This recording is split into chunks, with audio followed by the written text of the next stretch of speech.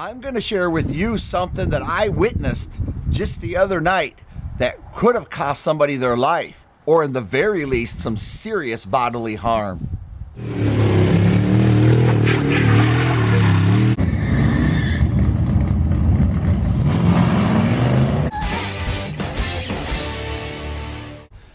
Just to be clear, I can't explain how it all works. I can only tell you what I witnessed. I'm not IT, but it has to do with your new car and maybe an app on your phone. So if you haven't figured it out, I live where it's cold and snowy, and we've been in a deep freeze here. Today is probably our warmest day in the last month. It's like 23 degrees out Fahrenheit. But we've been in a deep freeze at night. It's been getting down to 8 below, 18 below, 14 below, without the wind chill, mind you.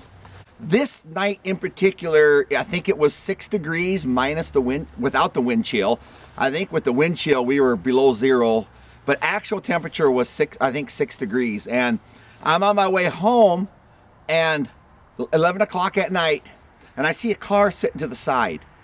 And as I'm going by, I recognize this car. And here, it's a guy I work with. And so I hit my brakes, and I see a dark figure up ahead of his car walking. He's like 4 miles away from home. And so I pull off the road, and I said, what happened? Because his car is basically almost new. It's a 23. So anyways, he said, I was going down the road, everything's fine. And all of a sudden, the dashboard lit up. And it said, it's a hybrid, gas, electric. And it said, hybrid engine failure. Turn off engine immediately. That's what his whole dashboard said. So he hits the brakes, pull off to the side, shuts the car off. And as soon as he did, the car goes dead. Nothing happened. He got out of the car. He couldn't even lock his door when he went to try to walk home, which he probably shouldn't have tried to walk with a wind chill of below zero. You shouldn't be walking, but that's the decision he made. It wouldn't do anything.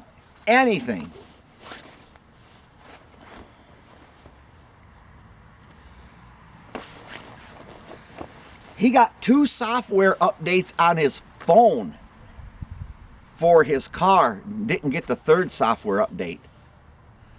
What ended up being the problem with this car, guys and gals, is the car needed there was nothing mechanically wrong with the car. Zero. Other than the fact that the manufacturer wanted to do a software update.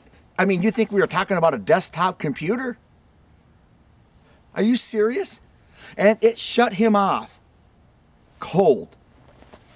And literally cold. He had the car towed, and they did they said it's a software update needed, and it has to be done by the manufacturer. So he had to tow it to the dealership and have them do a manufacturing software update. There's so much wrong with this. First of all, nowadays, and I don't understand this, I'm just talking from a witness and as an observer of what I saw and what had actually happened. They know where you are, they know how fast you're going, they know that's how you got those big screens on your dash, and you can type in an address and it'll tell you how to go there. It tells you the outside temperature, it tells you your compass. They know all of this because you're communicating like your phone, like when you say, hey Siri, or whatever you use, hey Alexa, or whatever it is. I don't have that stuff. But you got your smartphone, and it communicates with space, and your car is doing the same thing. So they knew where he was, they knew what time of the day it was, they knew the temperature outside, and they shut him off. I did have to shut the camera off and let a string of semis that was going by for whatever reason.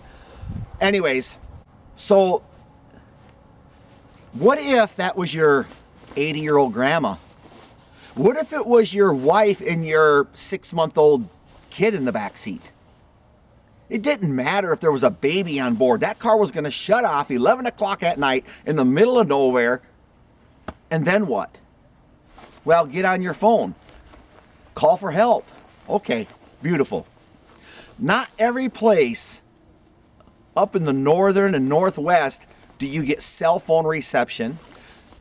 And in this particular case, the guy happened to leave his phone at home. Now, we've all done that, right? I left my phone at home. If you accidentally leave your phone at home and your car company shuts your car off for a software update, what's a mom and her baby supposed to do? What's your grandma supposed to do? What are you supposed to do? How long are you going to last before you have frostbite? How long are you going to last before you die? I don't live in an area that I'm in the middle of a large city and blah, blah, blah. There's some open areas. And even though it's kind of not as open as many of the areas out there, I mean, this could happen to you where? In some open area in North Dakota, South Dakota, Montana? What if your battery phone is dead? He couldn't even charge a phone if he would have had it and it been dead in his car because it shut it all. He couldn't even lock his car door while I gave him a ride into town so nobody would come along and open his door. Are you okay with this? So I thought, that's just weird. A guy I work with bought a new Chevrolet, and he says he's getting software updates with his phone. Another guy I work with, he's got a newer Ford F-150, and he gets software updates. And so these people are all getting software updates. Are they all going to shut you off if you don't do the update? Do they update automatically? If there's a glitch in the system and they don't get the update, your car shuts off without a physical problem with the car. There's nothing wrong with the engine, transmission. There's nothing wrong with the fuel. There's nothing wrong with anything in your car. Mechanically, it's 100% solid, but it ain't going to run because you don't get the software update. I guess I'm going to say this. I don't know the reasons why. If you guys understand all this, just type it all away down there because I don't understand how this all works. I'm very analog. See, I was all nervous when they came out with drive-by-wire. Do you remember when the Toyotas were flooring themselves and crashing because the drive-by-wire was acting up? People were getting hurt. I don't even like drive-by-wire. I got two cars that do it. My Dodge Ram pickup and my Honda Accord. They got drive-by-wire and I can't stand it. Everything else I got has a cable. Forget to like and subscribe or anything else. I am asking you if you got knowledge and you're smart about this stuff. I'm not, okay? I'm just saying what I witnessed. I witnessed it. You can put it down in the comments of what all happened and what all went wrong and how this is all set up to work. But in the meantime, it would be good if you shared this for nothing else, for the sake of it might actually save a life. For real. Stay warm.